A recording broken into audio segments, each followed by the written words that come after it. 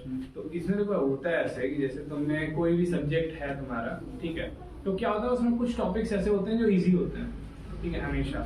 तो क्या होता है इंसान उसको किया उसने, है ना, फिर उस पर जजमेंट बना लिया कि हाँ मेरा ये तो सब्जेक्ट बहुत ही स्ट्रांग है, क्योंकि हम तो बहुत अच्छे से समझ में आ गया। अब समझ में इसलिए आ गया तुमको क्योंकि वो बहुत ही बेसिक चैप्टर था, है ना। एक तो ये चीज हो सकती है, दूसरी चीज ये हो सकती है कि वाकई में तुम्हारी कमांड अच्छी है।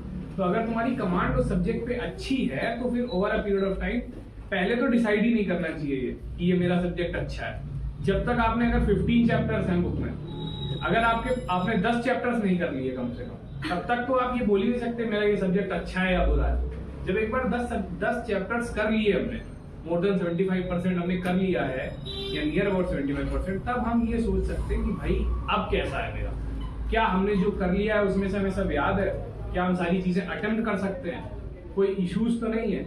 अगर उन चैप्टर से कोई भी क्वेश्चन पूछा जा रहा है हम नहीं बता पा रहे हैं, तो ऑब्वियस सी बात है कि हमारी कमांड नहीं अच्छी है। अभी होता क्या है कि अगर तुम्हें 2 चैप्टर्स बता दूं मैं कोई भी, ठीक है, सिर्फ 2 ही चैप्टर्स पढ़ाए गए तुम्हें, तो तुम्हें तो लगेगा यार इजी है। और वही चीज जब 10-15 चैप्टर्स तक पहुंचेगी तो तुम्हारा चैप्टर 1 और चैप्टर 2 तो गायब हो जाएगा। तब तुम्हें लगेगा अरे ये तो पहले हमें अच्छे से आता था, क्यों नहीं, मेरे दिमाग कमजोर तो नहीं हो गया। ऐसा दिमाग नहीं कमजोर हो गया कि एक्चुअली में क्वांटिटी और मटेरियल बढ़ गया, है ना। तो फिर उस चीज को याद कर पाना कि क्या है, तो वहां पे डिटरमाइन कर पाओगे कि तुम्हारा सब कमांड है कि नहीं है ना। क्या क्लैरिफाई हुआ डाउट कुछ?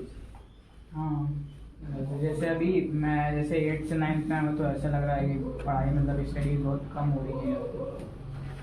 अरे जैसे कि 8th में सब वो मटेरियल कम था, सब्जेक्ट मतलब उसमें कंटेंट कम था तो अच्छा लगता था पढ़ने में, ऐसा लगता था कि मतलब अच्छे हैं पढ़ने में। पर अब 9th में आके थोड़ा वो हो गया। तो वो एक्चुअली में इसीलिए हुआ कि थोड़ा सा लेवल ऑफ टॉपिक्स बढ़ गया है। लेकिन अगर 8th में तुम्हारी कमांड अच्छी थी तो 9th में भी तुम इजीली सेल थ्रू कर जाओगे, बशर्ते तुम जितना हार्डवर्क तुमने 8th में किया उतना ही रखो हार्डवर्क। ज्यादा भी एफर्ट नहीं करना, कम भी नहीं करना, उससे कम करोगे तो फिर तुम्हें चीजें टफ लगेगी। अदरवाइज कोई इसमें डिमोटिवेट होने जैसी बात नहीं। नॉर्मली एकदम जो चीजें हैं और करते जाओगे। 9th का सिलेबस आराम से, अगर तुमने 8th बहुत अच्छे से किया हुआ है तो 9th की एनसीईआरटीज और इन सब में कोई ज्यादा टाइम नहीं लगेगा।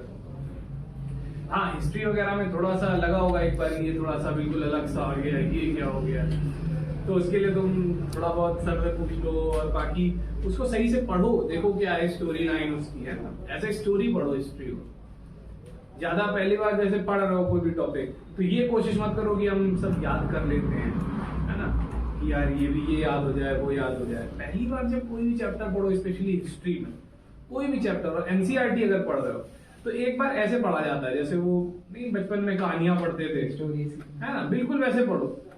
बिल्कुल ये दिमाग में आने नहीं चाहिए कि हमें इसमें से कुछ याद करना है, या ये भी नहीं आना चाहिए हमें समझने की भी कोशिश करनी है। कई बार तुम पहले जब पढ़ोगे एक बार चैप्टर, क्या होगा कि पूरा पूरा पैरा ऐसा निकल जाएगा जो तुम्हें समझ भी नहीं आएगा कि ये क्या लिखा हुआ है, क्या बोल गया हो, है ना। तो उसे समझने की कोशिश नहीं करनी है पहली बार। पहली बार में एक बार ही केवल चले जाओ, तो उससे क्या होता है दिमाग में एक आउटलाइन बन जाती है कि आखिर इस चैप्टर में बात क्या हो रही है। जैसे तुम्हें हम बता दें कि एक मूवी की मूवी तुम्हारी छूट गई, मान लो मूवी हॉल में गए तुम, आधे घंटे की मूवी छूट गई तुम्हारी, अब तुमको आगे की समझ नहीं आ रही कि क्या हो रहा है, ठीक है।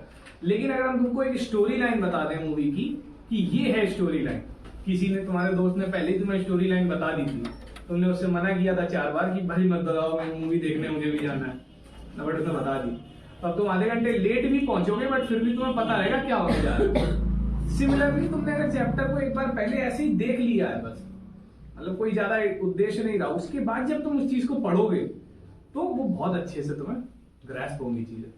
जो एक ब्लैंक्स बन गए होंगे तुम्हारे दिमाग में कि ये चीज छूट गई, तो दिमाग अपने आप ही उस चीज को फिल करता चला जाएगा जब तुम दोबारा पढ़ोगे। ये पढ़ने के लिए सबसे इंपॉर्टेंट रहता है।